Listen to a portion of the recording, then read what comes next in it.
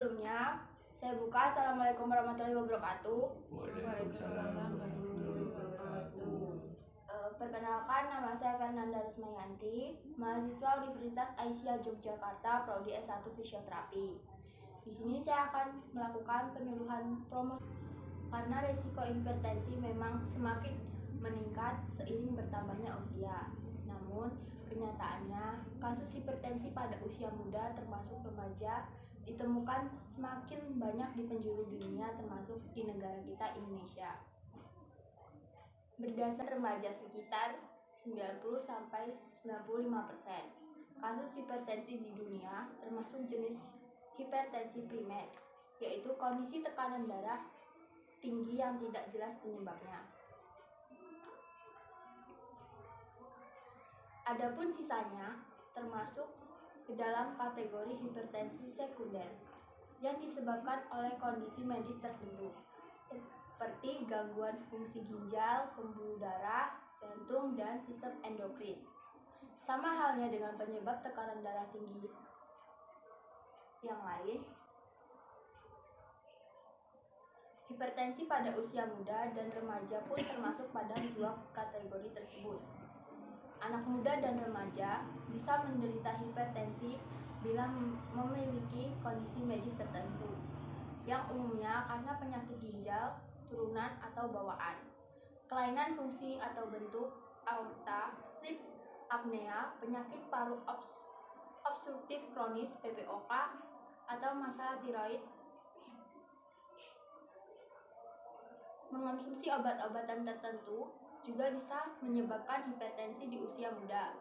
Namun, sebagian besar kasus tekanan darah tinggi pada remaja usia muda tergolong ke dalam hipertensi primer, yang berarti tidak diketahui penyebabnya. Meski tidak diketahui, kondisi ini kemungkinan besar dipengaruhi oleh faktor keturunan atau genetik, gaya hidup tidak sehat, atau kombinasi keduanya.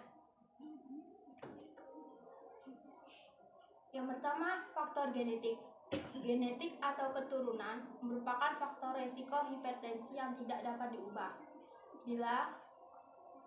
Kemungkinan besar bila kondisi ini akan menurun pada remaja usia muda. Hal ini juga sangat mungkin terjadi terutama bila dibarengi dengan gaya hidup yang buruk.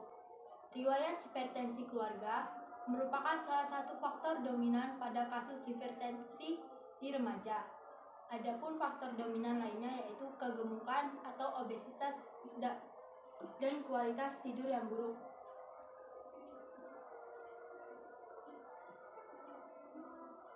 Yang kedua, karena obesitas.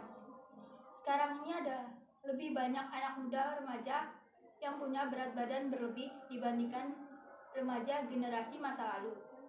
Badan Kesehatan Dunia (WHO) menyatakan kasus obesitas meningkat 3 kali lebih banyak semenjak tahun 1975. Pada anak-anak dan remaja usia 15-19 tahun, jumlahnya meningkat dari 4% pada 1975 menjadi 18% pada 2016.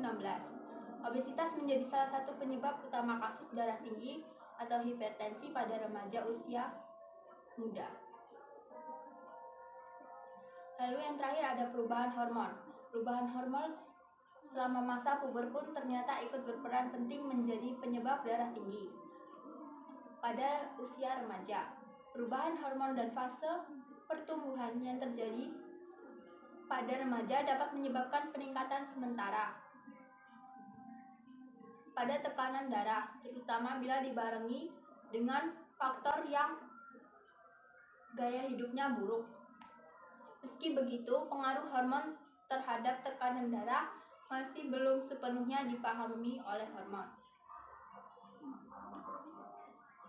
Lalu selanjutnya, bahaya apa sih yang terjadi ketika hipertensi menyerang anak muda?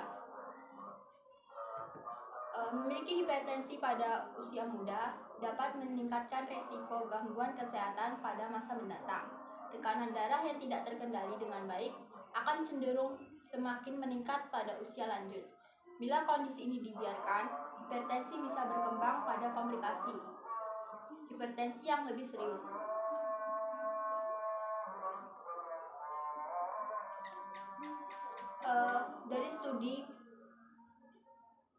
studi yang pernah dilakukan oleh para ahli, ditemukan bahwa tekanan darah yang lebih tinggi atau di atas normal dan terus terjadi selama lebih 25 tahun bisa memicu perubahan fungsi otot jantung dan meningkatkan resiko penyakit pada jantung. Selain penyakit jantung, hipertensi pada anak muda dan remaja juga bisa meningkatkan resiko terkena stroke. Studi yang dipresentasikan di International Stroke Conference di Honolulu, US, menemukan bahwa risiko terkena stroke meningkat secara signifikan bila pada usia 20 tahun memiliki tekanan darah tinggi atau bersama dengan faktor risiko lainnya seperti diabetes. Kondisi ini bisa meningkatkan risiko stroke pada usia 30 tahun atau 40 tahun. Bahkan risiko stroke lebih besar terjadi jika memiliki setidaknya 2 faktor risiko. Baik, itu saja yang saya sampaikan. Semoga apa yang saya sampaikan dapat diterima dengan baik dan dapat menerapkan pola hidup sehat demi mencegah terjadinya tekanan darah tinggi pada usia muda. Saya tutup. Wassalamualaikum warahmatullahi wabarakatuh. Waalaikumsalam warahmatullahi wabarakatuh.